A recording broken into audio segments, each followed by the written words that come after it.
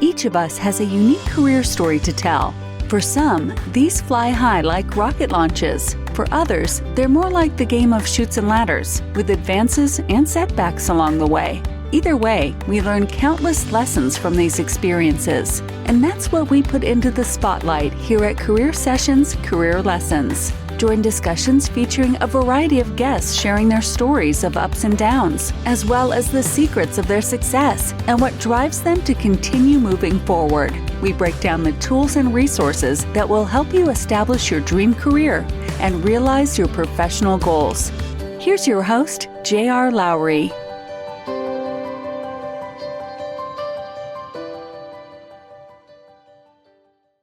Hi, I'm J.R. Lowry, and this is Career Sessions Career Lessons, which is brought to you by Pathwise.io. Pathwise is dedicated to helping you live the career you deserve, providing career coaching, content, courses, and community. Basic membership is free, so visit Pathwise.io online and join today. Today, my guest is Nina Bowman. Nina is the founder at Paravis Partners and is an executive coach, facilitator, and leadership development consultant. She has expertise in assessing and coaching senior-level leaders from across the globe and has trained and coached hundreds of leaders from a wide variety of sectors, including professional services, financial services, technology, private equity, healthcare, pharmaceuticals, consumer products, and education. Prior to joining Paravis, Nina was a principal and founding partner of Bowman Consulting, a career management services firm for senior executives. She was also a client partner with Korn Ferry, where she specialized in the recruitment and assessment of senior level executives in the professional services and technology sectors. Prior to joining Korn Ferry, Nina was a strategy consultant with Accenture and was a senior director of corporate strategy for a high growth consultancy. Nina is the author of the LinkedIn course, How to Coach Your Team to Think and Act Strategically, as well as a contributing author to the Harvard Business Review Guide to Coaching Employees and the HBR Guide to Thinking Strategically. She is also a public speaker and writer on various career management and leadership topics. Nina holds an MBA from Harvard Business School, an undergraduate degree in economics from Brown University, and a leadership coaching certification from Georgetown University. She resides in the Boston area. So Nina, welcome, and thanks for making time for this. I appreciate it.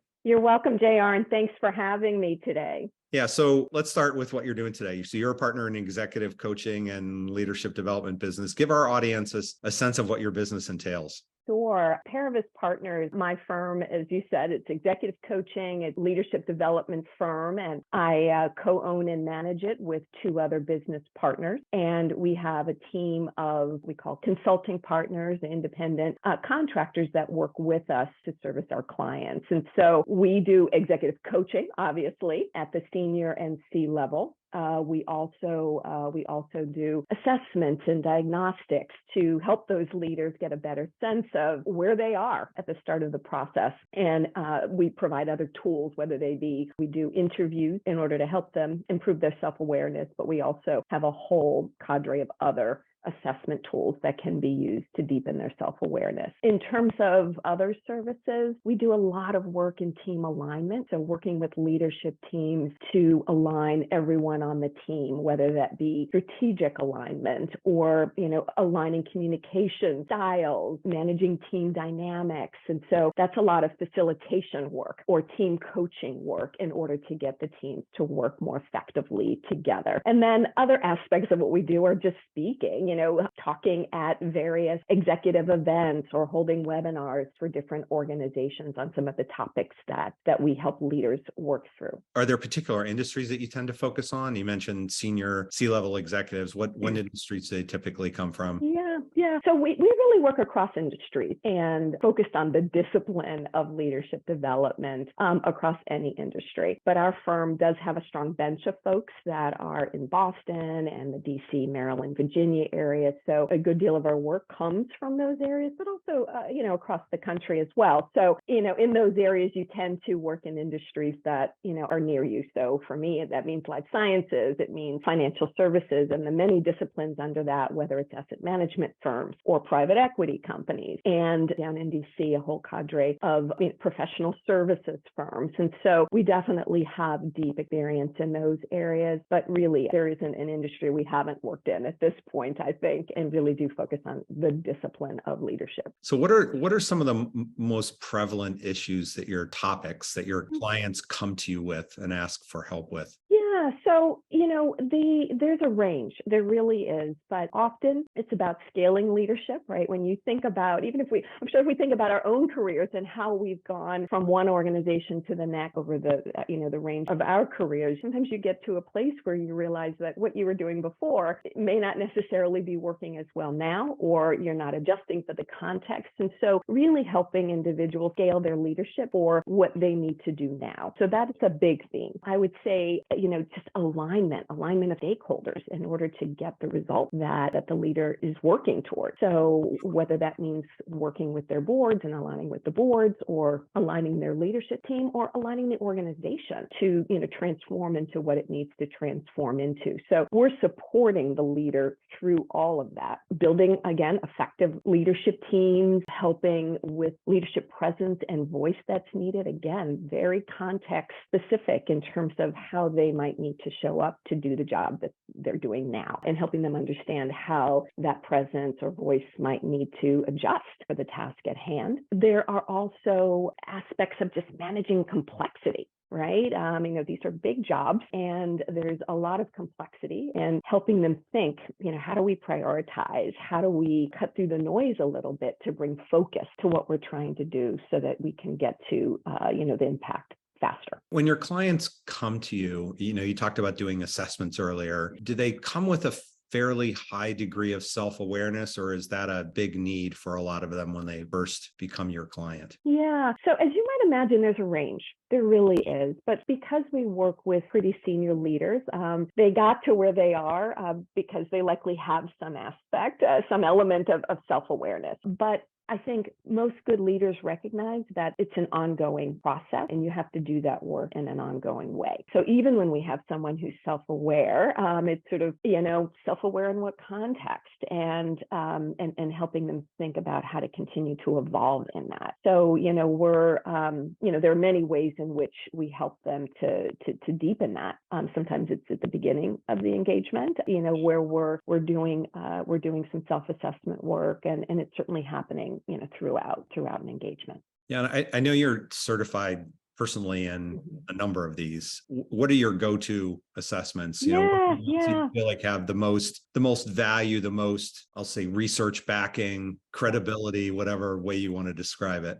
Absolutely. There are a few. One, I always like to do a qualitative assessment, which is an interview-based assessment. So my preference is to start there because it's just so much richer in terms of helping you to understand the individual, but also understanding all the players. And so I do like to start, and our firm uses a lot of qualitative assessments. But in addition to that, I'm a big fan of the Enneagram. Again, most of our clients being pretty senior and having a deep level of self-awareness coming in, like that is a very deep assessment, and it gets to our sort of deepest motives and understanding our behaviors in a way that maybe some other assessments don't necessarily do. So that is always a go-to. Although there's lots of debate and controversy about Myers-Briggs, I think it can still be very helpful in just understanding some basic patterns. So that is one that I like to engage as well, particularly when working with teams. And then there are some 360s that are really quite deep. The Leadership Circle profile is one of them. Again, it's one of those that takes you to a whole nother level, understanding why you do what you do. So those are some of my go-tos. I still remember when I first encountered Myers-Briggs, I think, which is the first of the bunch of these. It was like a revelation. Maybe imperfect, but for me, it was still a revelation. Yeah, absolutely. There's always another layer that we can uncover. And I find even with clients who maybe have used one of those tools, several years back, that bringing it current, they're picking up something different, right? Because they're noticing the nuances in their current context and what these things might mean and where they're leading now. So it can be helpful to sort of pull them back out or refresh them and look at them with new eyes. And also, folks have, grown from stage to stage. And what does that next level of growth look like for them? So knowing the starting point is always going to be important. Let's talk about some of the specific areas. You mentioned some earlier. We talked a little bit about this in our prep call a few weeks ago. In terms of setting a vision, right? I mean, that's a key role for a leader, to think strategically, to articulate that vision. Where do your clients struggle with that? And why do you think that's the case? Most of the struggle in setting a vision is there are just so many day-to-day demands that pull them from truly taking the time to think strategically. And so it is about helping them manage that delicate balance between the day-to-day needs and urgencies and always sort of looking down the pipe. And so, that's the starting point. In some cases, there are more risks required in needing to do some of the things that we have to do today. And so understanding their comfort level with risk and how that intersects with the strategy that they're developing. And so, the work that I do, yes, there may be some strategic skills that they need to deepen, but what's most important is understanding themselves around, their risk tolerance, around their ability to sort of cut out the noise. What are their habits and routines in order to do that? Do they have any routines where they're carving out time to think strategically? It's also important for them to realize that doing that work well is, sort of a whole person exercise. It's, many times they're approaching it very intellectually, but they're not going to do their best creative thinking if they don't have great routines for how they're taking care of themselves, how they're taking care of their bodies, what they're putting in their bodies, how they're taking time to do mindfulness work. All of those things help them to be more creative and innovative thinkers. And so they have to think about the entire process and system, not just the intellectual work of figuring out the path forward. Since you talked about sort of whole person, maybe let's go there next. What are the types of challenges, I'd imagine where they focus their time, how they balance work and life, would come up. But, are there other things around just how they bring their authentic self to work and what that means and all of that you tend to get into fairly regular basis? Yeah, bringing their authentic self to work to me just means that they're not trying to lead in someone else's style, right? That they're not leaving their thoughts, their feelings, their emotions at the door when they come in. And most organizations need that. And most of their employees want that now. And, I think we saw that through the pandemic, that those who weren't able to really demonstrate the compassion and empathy for, for what was going on and really thinking about the other and demonstrating that, those leaders struggled, through the pandemic. But I think there are lessons learned in that, in what it really means to sort of bring their full selves to work. So understanding their feelings, right? Understanding how they deal with crisis and what their reaction to crisis is. There still needs to be a balance, right? It's sort of, yes, you bring your emotions and your feelings, but you have to do it in the context of, what do my folks need from me right now? Right? There has to be that balance so that you can demonstrate the energy, you can demonstrate the feeling that's needed, but it's count that broader question of, what do my folks need to feel right now? What do they need from me right now? And how do I bring that? Do you think that, particularly with what's happened, during and since the pandemic, that we're kind of past this point of expecting our leaders to be perfect and expecting them to be invincible and all-knowing and all of that? Or, are people still, it's like, I want to know who they are, but I also, want to see some level of perfection in them?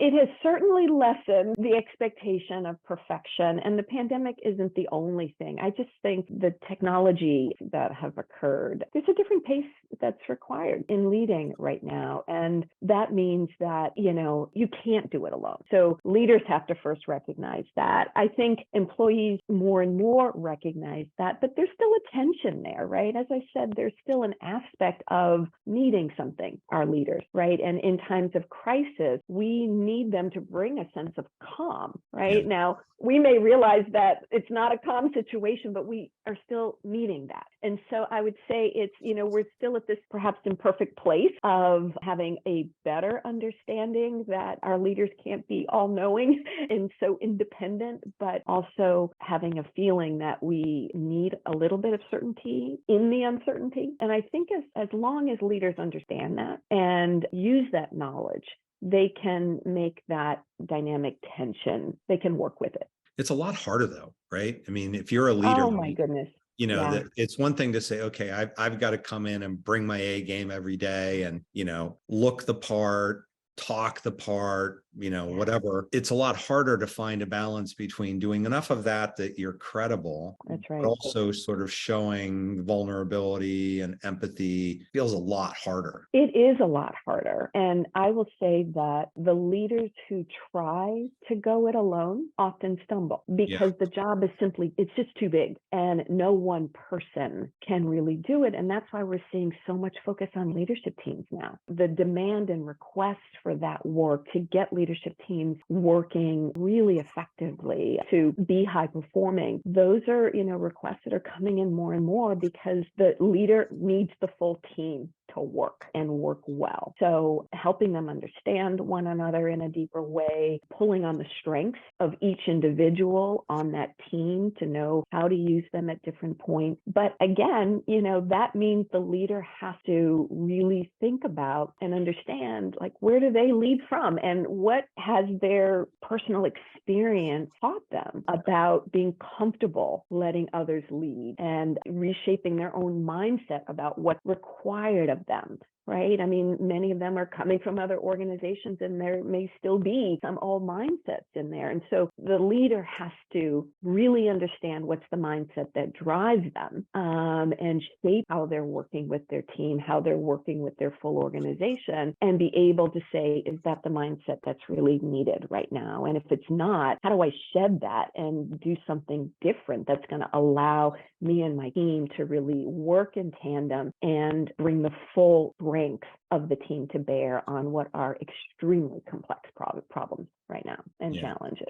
Yeah. And, you talk about team. I mean, the leader's got a lot of relationships to manage, right? I mean, if they're a CEO, they've got to manage relationships with the board. Yeah. If they're anybody else, they've got to manage relationships with their boss and their peers and their direct reports and people in other parts of the company. How much of a factor are relationship issues in the work that you do with your clients? And how do you help your clients kind of work through that process of taking stock of relationships and figuring out where they need to do something different? Yeah, it's a great question. I will say that work will keep my firm and other firms like mine busy for a long time. I mean, it is the work. Yeah. I mean, really, right? And the faster leaders appreciate that, the faster they can move towards gaining alignment in their organizations, that it is a process of understanding what each person, what each team, what each division, every level, like what is needed. And relationships are at the heart of that. We can only inspire and gain alignment if we show the other that we know who they are, we know what they need, we know what's important to them, and we're able to find the intersection of that. So it's deep relationship work at every level. And the more we clue into that and work on that, then the faster everything else happens. Yeah. Influence is a really key component of that. Mm-hmm. For me, another one of those revelatory moments was in one of the McKinsey trainings I did, where we talked about 12 different kinds of influence. And because I think I sort of naively up until that point thought, well, the facts ought to carry the day. Yeah. Well, the facts carry the day for some people, but for a lot of other people, it's very different. And to your point, it's like, you've got to know what they need, right? That's right. So the work is in understanding what motivates each person.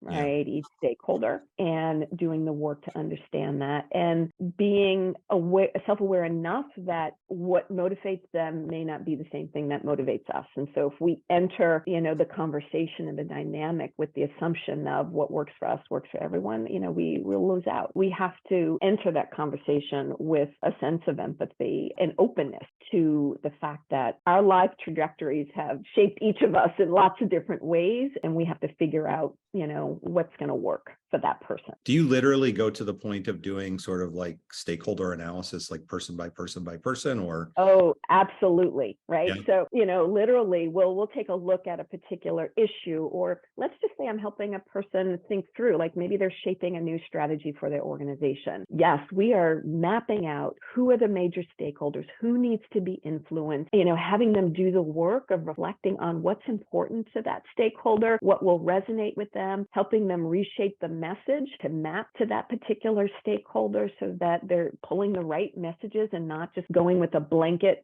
discussion or conversation. And that's a lot of work. It's a lot of detailed work, but that's actually the way we like to work. It's sort of, let's take a problem that you're currently working on and let's work that live, right? As you're going through it, and build in a series of exercises and practices that help them along in what their day-to-day work is. So absolutely, we get into the detail with our leaders. Yeah. And that process of working through a live example makes it a lot more tangible, right? That's right. I think it's just, rather than it being conceptual exercise, it becomes much about what you've got to wrestle with right now. That's right. And then, it's a great opportunity to be able to uncover the things that might be blocking the leader, right? So let's just say that, they come in with the sense of, well, because I'm the most senior person, this person should, they should lean towards me. And the answer is yes, in general, your team should. But if you enter the conversation with that mindset, you're really going to be missing an opportunity to kind of hear new ideas, shape and influence them in a way that's positive. So again, they have to understand what's the mindset that they're going into that conversation with, and how might that mindset really help or hinder what's needed in getting buy-in on the particular strategy. There's a ton going on right now, just particularly with labor markets being pretty tight still, just around talent. What do you see the best leaders that you work with doing in terms of recruiting and developing talent in their organizations? The thing about managing talent and, the best practices there is that one, talent strategy has to support and align the strategy. So the best organizations aren't doing those things separately. They're saying, what is our strategy and what's the talent that's needed? What are the skills that are needed? What are the behaviors that are needed to help us get there? So there's real alignment between those two strategies. And that's the primary, right? The primary aspect to it. But they have regular routines for how they're really understanding their talent, right? They're doing talent reviews. There's measurement along the way. They know who their high potentials are. They're able to identify them. They map a strategy that goes from beginning to end, right? From when the person joined to, the whole trajectory of their career in the organization, they're having in a way that is building and developing consciously. Yeah. They're also thinking about not just individual, but the team or the division. And so it's a multi-layered approach to thinking about talent strategy. So the best organizations are thinking about it in those ways. And I would say one of the most important things is that they're not outsourcing that to somebody else. Like, the senior leaders are intimately involved in talent. They are mentoring, they are developing, and they know what is happening and they're guiding it. And so that is a critical piece. If you think that you can fully outsource that, you might be in trouble at the end of the day, because it needs you. It needs you as a leader being really involved in that process. Yeah. How does that affect, sort of the role of the leader versus the leadership team, I'll say, versus the role of HR? Because I think a lot of people would listen to the answer you just gave and say, well, that's not like what the place I work in is like. I've always wondered sort of how that dynamic works in, the best of companies around dynamic between HR and Right. The role that HR plays really varies in organizations, but in the best organizations that we see, HR is playing a much more strategic role in the development of strategy. And so they're guiding a lot of that. They're doing it in sync with the CEO and the other members of the senior leadership team. And so you need that strong connection. They're not making HR just the tactical, player in this. HR is involved in the strategy, and HR is helping to define what that means from the standpoint of, what do we then do for our talent strategy? But it is in constant communication with the rest of the leadership team. And they're bringing in those individuals throughout the various things that they're doing. So if it means a particular individual individual, they may be fostering one-on-one conversations with a particular executive and the CEO. They're bringing the senior talent into any training sessions that they're doing so that folks are really hearing about the strategy from those individuals directly. And they're fostering conversations so that people are able to make a connection between what they're doing every day and, what the strategy is. And when that connection isn't there, then you really lose alignment in the organization. And that's when organizations get very splintered. CEOs and leadership teams think they're doing one thing, but the rest of the organization is doing something else. So the message really has to come from them, with HR team being integrally, kind of guiding, leading, and making sure that those connections are happening. Decision making is a big part of the leader's role. What do you see in the leaders that you work with in terms of their conviction, right? And how they find the right level of conviction to be able to make the big decisions and the tough decisions when that's what's wired? Yeah, you mentioned how difficult of an environment it is right now. And you're absolutely right. It is requiring senior leaders to make decisions with certainty when there isn't certainty in a lot of ways. So they have to get comfortable with that. Right. And that's why I say understanding their own risk tolerance underlies that. They have to understand. They have to understand their own decision-making style, right? We all have some tendencies there. Some leaders might move into, analysis paralysis, wanting more and more information, and because they need to feel that certainty. And they have to be able to pause and say, what is the decision-making style that I need right now, right? And how do I get comfortable with the fact that I'm not going to know everything, but it needs to be good enough. And so those leaders that maybe have more sort of perfectionist tendencies, they struggle, right, with that. But if they're aware that they do that, then they can push themselves, right? And as a coach, I can push them to say, how do you think you're landing right now in terms of your decision-making style and what is required? What do you think you need to do to move that faster? What's the action that you can take? And what's the worst that could happen if you just, move to this particular decision? And really helping them think through that so they can make decisions faster. And that's a key aspect of leadership right now, is decision making and aligning that to the pace that's needed. You said earlier that, leaders can't go it alone, right? It was maybe in a slightly different context, but, a big part of what you need to do as a leader is to make the organization not so dependent on you personally, right? Yeah. How much do you find yourself working with clients on the management systems, the processes, the culture, that, the things that make it sort of more self-sustaining, and less dependent on whatever brilliance or greatness that they bring to the organization? You're absolutely right. I mean, those systems are critical, and it's not unusual that we're helping them think through what's their succession management processes, for example, and what do they look like? How do they deepen those things? It is always about how are you being able to kind of pull up folks, not just yourself, but others, so that there are folks, there's a bench at every level. So the management processes are critical, and we can't separate them. I will say a lot of the work is how do you make sure that the processes are integrated, and having them think through, again, what is the strategy and what's the integrated systems that are needed to support that particular strategy, and have they really integrated those systems? So we sometimes go pretty deep in a particular area if we see that there is an alignment, and help them think through, what is the action, that they can take to sort of deepen the alignment that's needed. How common is it for you to get into non-work stuff in the course of coaching? It's very common. When you're coaching someone, you really have to coach the full person. And as much as we all like to think that we can compartmentalize our lives, it's really hard to do that. If something isn't working right at home, I can guarantee you, even if you think you're hiding it, you're bringing it in. And at the senior level, that is actually really critical, right? From the moment you're walking in the door or showing up on the screen, your body language kind of tells all. And so you have to learn to have some ways in which you can acknowledge what's happening and let go. And if you think that you've got to have these completely separate lives, you can try, but it's difficult. And I don't think it works very well. So our conversations often bleed into other areas. And, it's also not unusual that while we're working on something that is work related, related, that the benefit of that bleeds into the home.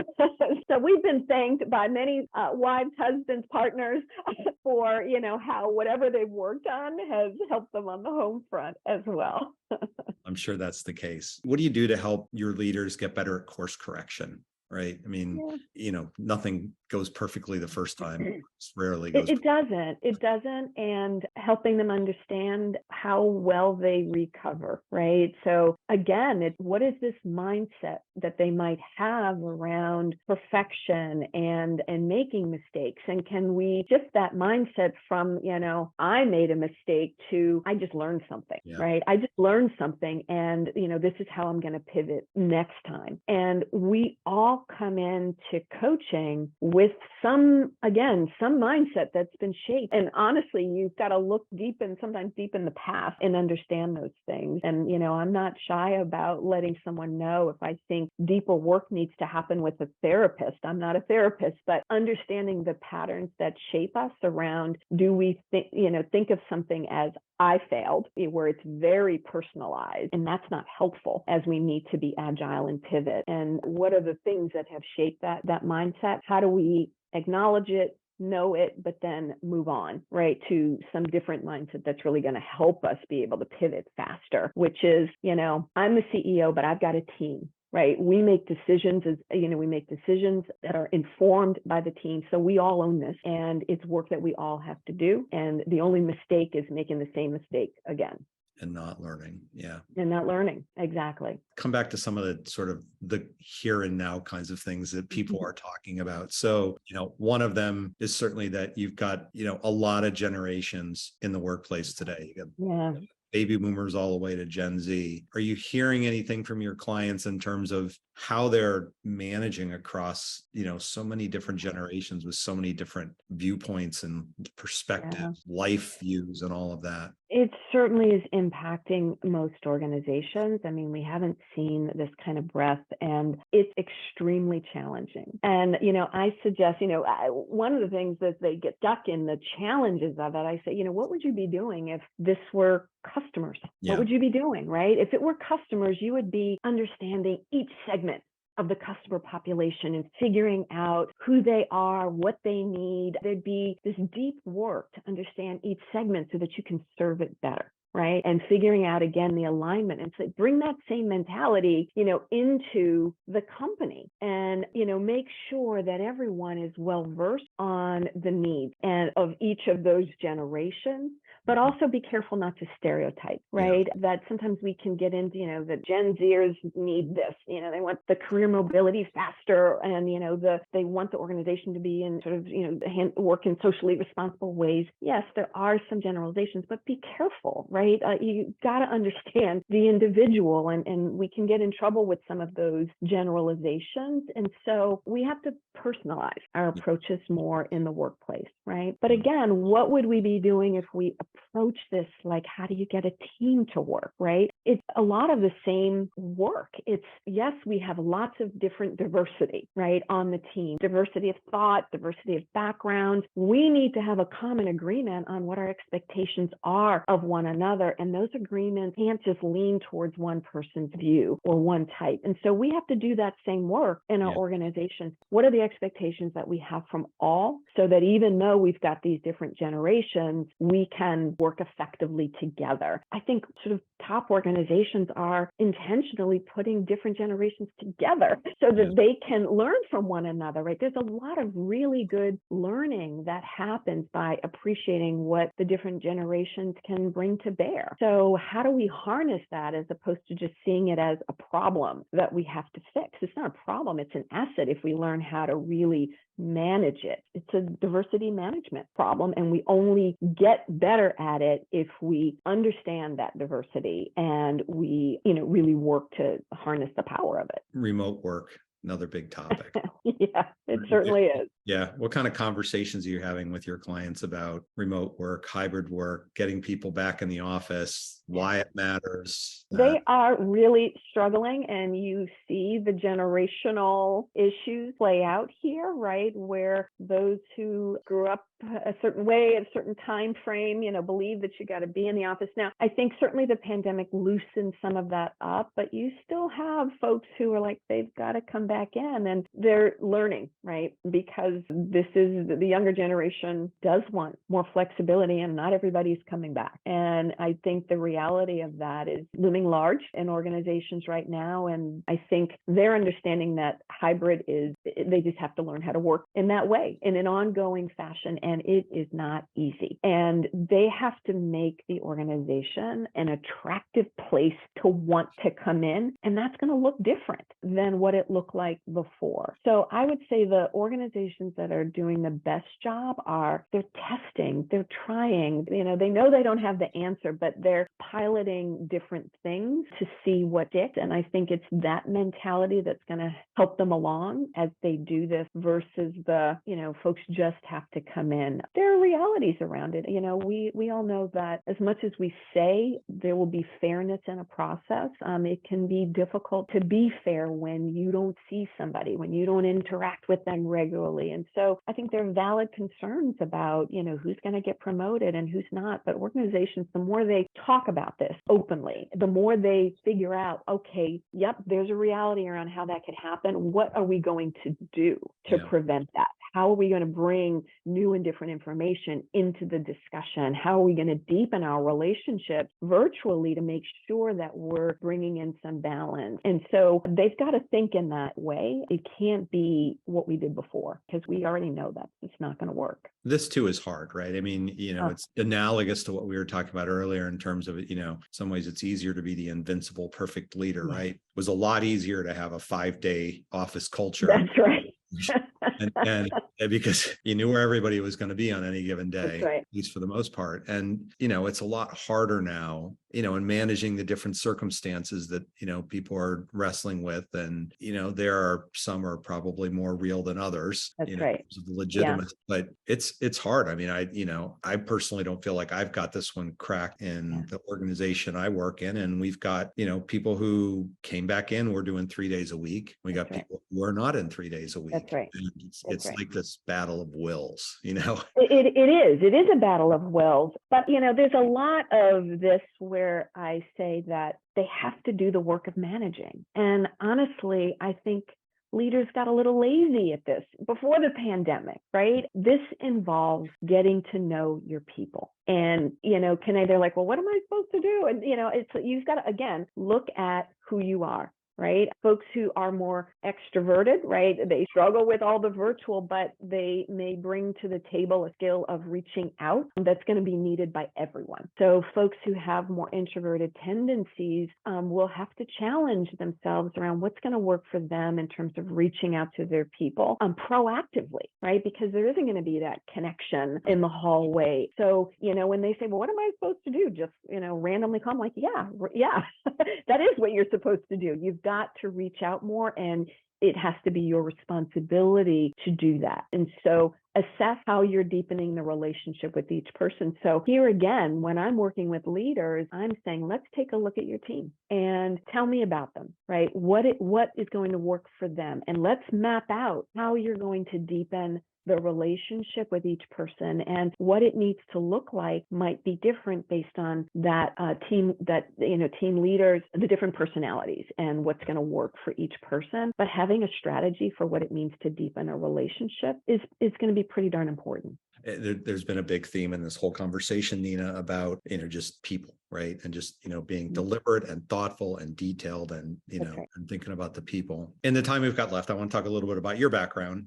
shift gears. So you started in consulting, you moved into executive search. Now you're doing, executive coaching and leadership development. So how did your journey unfold from, the days at Harvard and on there? Well, interesting. I think most coaches would say that they fell into this work in some way, right? I mean, I think most most of us, I know I certainly was not even aware way back when that this was even a thing, that this was a field, right? So, I didn't know anything about it, but I will say it was certainly informed by my years, in strategy, right? And working with senior leaders, really enjoying that work, but recognizing that at the end of the day, I could spend all this time helping shape a strategy, but if I didn't have a person, if I didn't have a leader who could really drive that none of it was really going to matter. And so there was this sense of, I needed greater meaning in what I was doing. I wanted to see greater impact. And, to me, it was one leader at a time, right? Making each person, kind of meet their potential. And so that challenge of how do I take the work of strategy that I was doing, for organizations and say, what does that process look like if I'm working on an individual? Right? What is their individual strategy? And so that question became a really interesting one for me. And I went from, working at a strategy consulting firm to being head of strategy at an early stage organization to, being at an executive search firm. But that executive search firm had a leader assessment arm. And I became really interested in that work. And I could see the importance of it. And then later they added a coaching arm. And so I became much more interested in that work than I did in the search work. And so I hired a coach. I hired a career coach at that point in time. I said, I want to get there, but I'm not quite sure.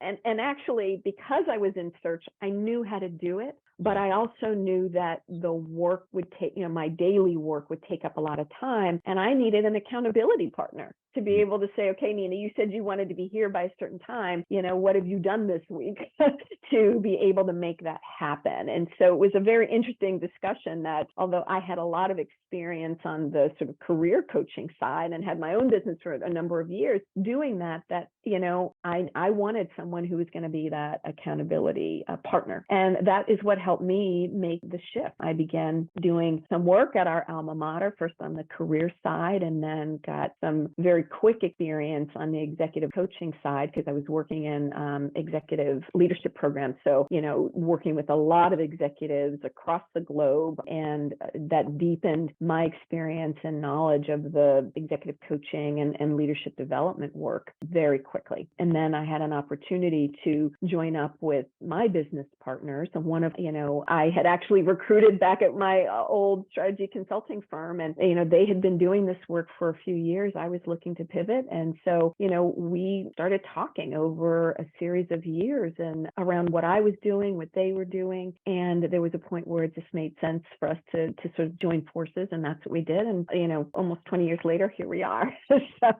So it's been a really good ride. I never thought I never thought of myself as kind of an entrepreneur, but it really is, what I am. But it's been a great fit. I've been in large companies, and I always saw myself as this sort of large company gal, being able to navigate the different areas and politics. But who knew? The sort of boutique size firm was a great fit, allowed me to manage my family and give me the room to manage my full life while also doing something really meaningful and important. So it's been a good fit. Yeah. Who are your biggest influences? Oh, goodness. I tend not to zero in on any one person, because I think in doing this coaching work, you see the imperfections of everything, right? And so it's more of, this is what I like about this person, and this is what I like about this person. But, as I think about my career, there was a leader at one of my early strategy firm that I worked at that, I think I got lucky. Like, my first meaningful experience with a leader was with a leader who had incredible self-awareness, incredible empathy, took the time to, connect. I mean, I was just coming out of business school, and this leader, just every few months, he would tap in and, wanted to know how I was doing personally. And we had conversations about what I wanted in my life and, what he could do to help me along in that. So I think I saw this model of what really good leadership looks like. And I saw that early on, and it was so impactful to me. So, I think I got lucky in a lot of ways by this individual. His name was Bill Copacino. He's no longer with us, but he was one of the most amazing mentors and leaders in my life. And it's great when you get those at any point, especially great when you get them early in your career. That's exactly right. Right. It helps your trajectory, and it also gives you a reference point that a lot of people may never get in terms of. That's right. That's exactly right. And when they don't get that, right, and then I see them later on, it really is this aspect of needing to challenge them. Yeah. That it can be done in a different way. And, what if we frame what leadership could look like? What if we, look at the dynamic tension that we can be both direct and empathetic, that we don't have to make this false choice of being one or the other? And what might that look like? What do you do to recharge your battery? Oh, goodness. For me, I am sort of self-proclaimed more introverted in style. And so for me, it's about being alone, going for walks, just reading a book, and more and more, though, connecting. So it's this, I need both. I need to have my alone time. I'm developing a pretty deep practice in meditation and mindfulness. That's really important to me. I find how critical it is in helping my clients. And so it helps me too, right? I mean, I'm running a business and I'm delivering work. And so all the stresses and strains that, that they're dealing with, like I've got to deal with them too. And so I have to approach my work with a lot of the same disciplines. And so, for me, recharging means scheduling my alone time, but it also more and more means scheduling my time to connect. And I think as we all get older, we recognize how important all of those important friendship connections with family members are, and that they aren't going to just stay strong on their own, right? Yeah. They need real work and tending to. Yeah. Very true. I won't admit getting older, but it's very true. I know. Last question. So, if you were giving your younger self advice or giving anybody advice, like what 2 or 3 things would you share that you've most taken away from all of your work over the years, with so many leaders about what really matters the most? Doing the hard work of answering that question of like, what really has meaning for us. Yeah. And, what shapes purpose, because at the end of the day, it is what we all have to answer. And the earlier we can start digging into that, then we can be more clear about what's the next right thing for us. I think when leaders don't take the time to really answer the question, what's meaningful to me, then they make choices that aren't a good fit for them. And then it's a big stretch in how they have to work and lead. The closer they can align to what gives meaning, then it's all easier. Right. And so do the hard work sooner is what I really recommend to everyone, to just make the whole process and journey a little bit easier. It's very good advice. Thanks for doing this, Nina. As I said outside, I appreciate it. We covered a lot of ground. I go back and watch the video, partly to edit and partly to, to really better internalize it. There's a lot here that I will definitely be going back and, doing that internalization on when I rewatch. So. Well, fantastic. Again, thanks for having me. It's been a great conversation. Yeah, I appreciate it. And, have a great day. Take care. It was great having Nina on the show today to help us get inside the mind of leaders with whom she works, to talk a little bit about her own journey and development as well. If you're ready to take control of your career, visit pathwise.io. If you'd like more regular career insights, you can become a Pathwise member. It's free. You can also sign up on the website for the Pathwise newsletter and follow us on LinkedIn, Twitter, and Facebook. Thanks. Have a great day. Thank you for listening to Career Sessions, Career Lessons. We hope the nuggets of wisdom shared today help guide your path to the successful career of your dreams. This podcast series is part of Pathwise.io, which is here to help you live the career you want. We provide a comprehensive mix of career and professional development events, insights, tools, and exercises backed by a group of leading coaches and other career management experts. If you aspire to something more or just something different in your career, join us at Pathwise.io. You can find us on LinkedIn, Facebook, and Twitter. See you again on the next episode.